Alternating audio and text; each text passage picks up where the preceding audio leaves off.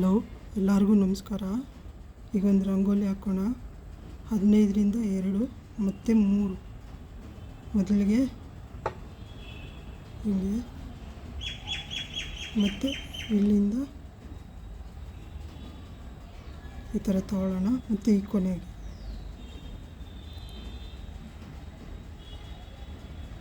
ಮತ್ತು ಇದೆಯಲ್ಲ, ಇಲ್ಲಿಂದ ನೋಡಿ ಹಿಂಗೆ ಸ್ವಲ್ಪ ಮಾತಾಡಿಕೊಂಡು ರಂಗೋಲಿ ಹಾಕೋಣ. ಮತ್ತು ಇಲ್ಲಿ ನೋಡಿ ಈ ಬಾಕ್ಸು ಇಲ್ಲಿ. ನಮ್ಮ ವೈರಿಗಳು ಅಂತ ಯಾರೂ ಇರಲ್ಲ, ನಮ್ಮ ಸೋಂಬೇರಿತನನೇ ನಮ್ಗೆ ವೈರಿ ಅನಿಸುತ್ತೆ. ಯಾರೋ ಏನೋ ಹೇಳ್ತಾರಲ್ಲ ಹಾಗೆ. ದಾರ ಕಟ್ಕೊಂಡ್ರೆ ಲಕ್ಷ್ಮಿ ಬರಲ್ಲ ಮನೆಗೆ. ದುಡಿಯೋ ಕೈಯಲ್ಲೇ ಲಕ್ಷ್ಮಿ ಇರ್ತಾಳೆ. ಅದಕ್ಕೆ ನಮ್ಮ ಮಕ್ಕಳಿಗೆ ದುಡಿಯೋದನ್ನು ಕಲಿಸ್ಬೇಕು. ತಿಂತಾರೆ ಇರೋದು ಕರ್ಗೋದ್ರೆ ಏನು ತಿಂತಾರೆ ಅವರು? ಕರ್ಗೋದ್ಮೇಲೆ ಇನ್ನೊಬ್ಬರು ಮನೆಗೆ ಹೋಗೋ, ಇಲ್ಲಾಂದರೆ ರೋಡಲ್ಲೋ ಹೋಗಿ ಕೂತ್ಕೋತಾರೆ ಮಕ್ಕಳು.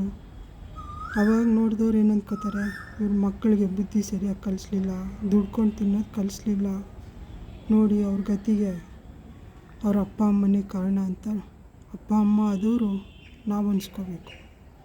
ಅದಕ್ಕೆ ಮಕ್ಕಳಿಗೆ ದುಡಿಯೋದನ್ನು ಕಲಿಸ್ಬೇಕು ನಾವು. ನೋಡಿ ಈ ಥರ ಬಾಕ್ಸ್ ಇದನ್ನು ತಗೊಂಡೋಗಿ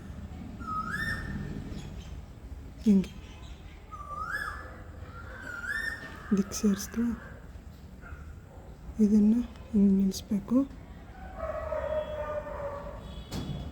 ಸ್ವಲ್ಪ ಕನ್ಫ್ಯೂಸ್ ಆಗುತ್ತೆ ಇವಾಗ. ನೋಡಿ ಹಿಂಗೆ ತಿರುಗಿಸ್ಬಿಟ್ಟು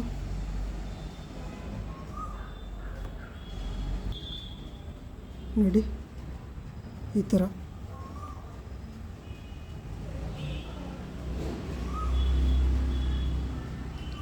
ಎರಡಕ್ಕೆ ಮಧ್ಯಕ್ಕೆ ಚುಕ್ಕೆ ಇಟ್ಕೊಳ್ಳೋಣ. ನೋಡಿ ಹಿಂಗೆ ಸೇರುತ್ತೆ ಈ ಥರ.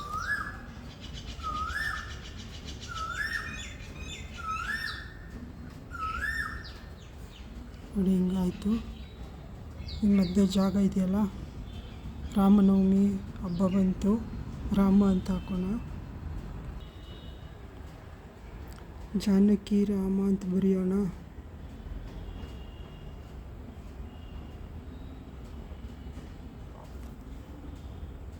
ಜಾನಕಿ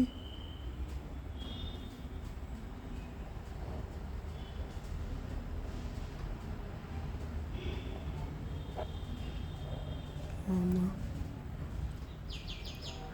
ನೋಡಿ ಜಾನಕಿ ರಾಮ ಕ್ಲೀನಾಗಿ ಬಂತು ರಂಗೋಲಿ. ದಯವಿಟ್ಟು ಸಬ್ಸ್ಕ್ರೈಬ್ ಮಾಡಿ, ಕಾಮೆಂಟ್ ಮಾಡಿ, ಶೇರ್ ಮಾಡಿ.